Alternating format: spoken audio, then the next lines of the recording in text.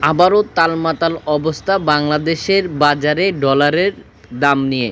যেমন কি বাংলাদেশের বাজারগুলোতে ডলারের দাম অনেকটা বৃদ্ধি পেয়েছে, যদিও কিছুদিন ধরে স্থিতিশীল অবস্থায় ছিল, হঠাৎ করেই অনেকটা বৃদ্ধি পেয়েছে। যেমন কি আপনি $1 কিনতে যদি চান এই মুহূর্তে, তাহলে আপনাকে 126 টাকারও অধিক টাকা দিতে হবে $1 বিনিময়ে।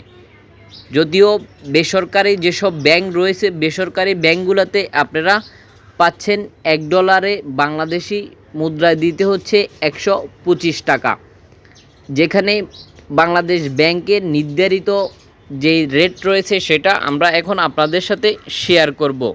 দেখে আসি যে বাংলাদেশ ব্যাংক $1 বিনিময় কত দিচ্ছে। আশা করি দেখতে পাচ্ছেন $1 বিনিময়ে বাংলাদেশি মুদ্রায় আজকের দিনে পেয়ে যাচ্ছেন 119 টাকা 0.2 পয়সা।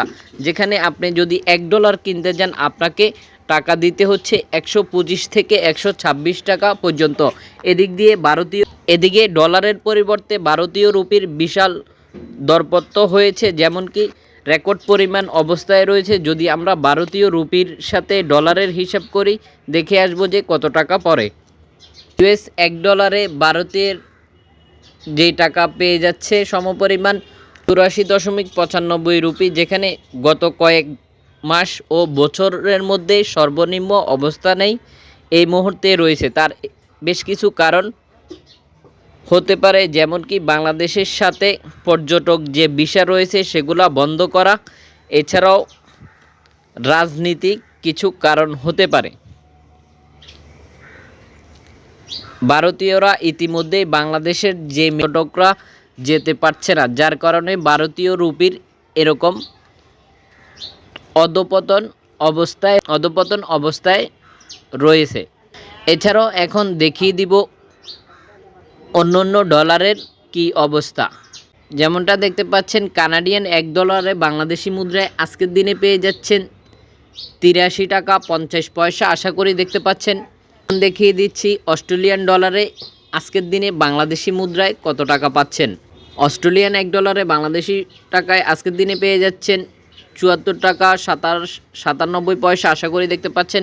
এছাড়াও মানি এক্সচেঞ্জ ভেবে বেশ কিছুটা পরিবর্তন হতে পারে। নিউজিল্যান্ডের ডলারে বাংলাদেশি মুদ্রায় আজকের দিনে কত টাকা পাবেন দেখে আসব। নিউজিল্যান্ডের $1 বাংলাদেশি মুদ্রায় আজকের দিনে পেয়ে যাচ্ছেন 67 টাকা 82 পয়সা। এই রেটটি হচ্ছে বাংলাদেশ ব্যাংকের নির্ধারিত রেট। বেসরকারি যে ব্যাংক রয়েছে ওখানে বেশ কিছুটা পরিবর্তন হতে পারে, আরও বেশ কিছু পরিবর্তন হতে পারে। যে মানি এক্সচেঞ্জ রয়েছে, মানি এক্সচেঞ্জ থেকেও আপনারা বেশ কিছু ডিফারেন্স হতে পারে, যেমন কি 2 থেকে 5 টাকার অধিক পর্যন্ত মানি এক্সচেঞ্জগুলো দিয়ে থাকে। অর্থাৎ যেখান থেকে আপনি টাকা পাঠান না কেন, ওক্ষেত্রে আপনাকে ফলো করে রাখতে হবে যে কোন মানি এক্সচেঞ্জ আপনাকে সর্বোচ্চ টাকাটি রিটার্ন করছে, ওখান থেকেই টাকা পাঠাবেন।